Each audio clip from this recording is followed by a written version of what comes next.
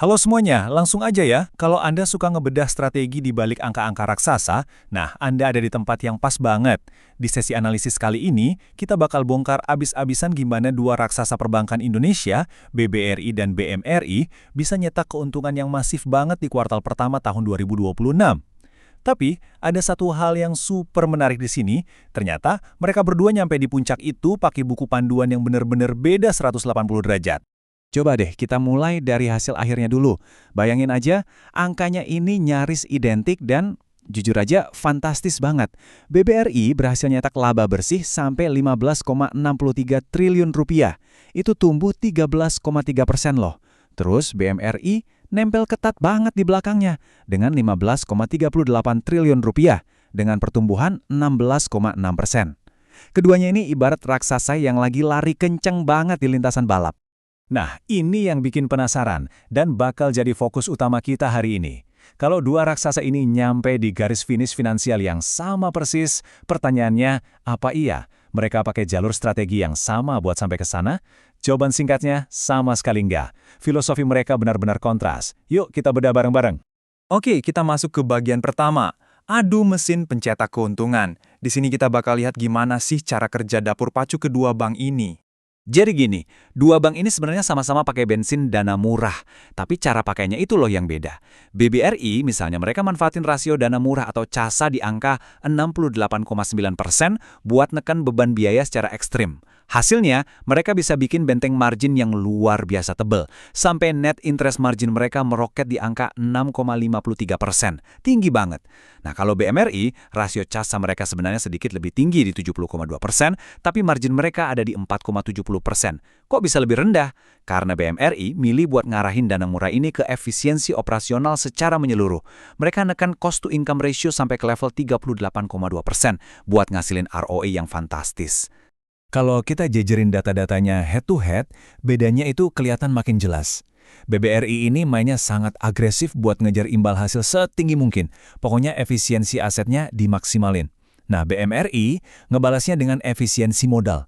Margin mereka emang lebih rendah, tapi ROE alias return on equity mereka bisa nembus 20,4%. Dan itu jauh di atas rata-rata industri. Bener-bener dua mahakarya strategi pencetak laba. Lanjut ke bagian kedua, celah risiko versus perisai ganda. Kita bakal lihat gimana cara mereka memitigasi risiko. Ngasilin uang itu satu hal ya, tapi ngelindungin uang yang udah didapat, nah itu cerita lain. Coba diperhatiin ada semacam anomali di metriknya BBRI.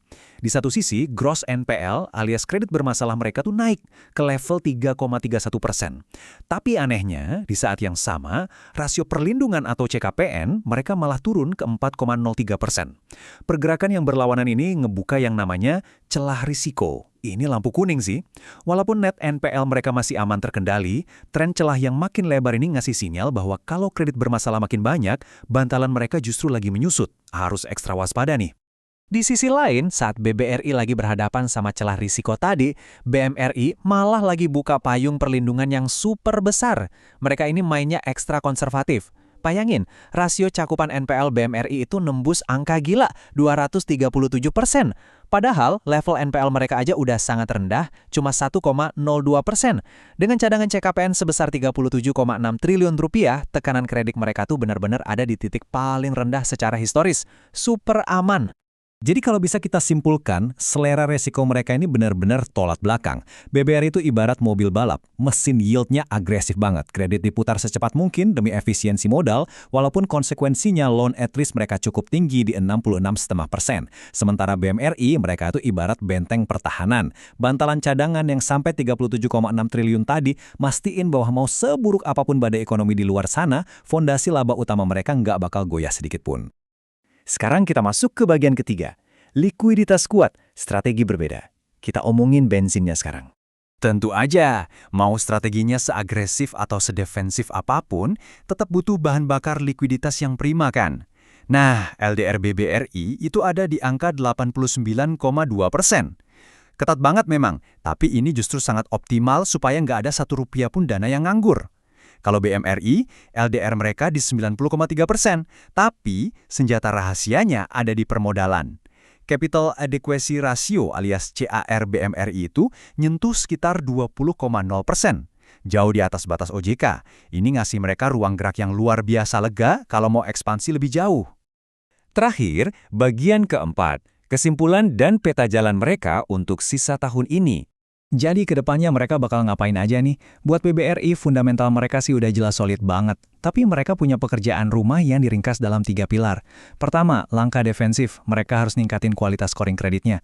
Kedua, dan menurut saya ini yang paling krusial, langkah protektif. Mereka wajib mengevaluasi ulang kecukupan CKPN biar celah risiko yang tadi kita bahas bisa segera ditutup.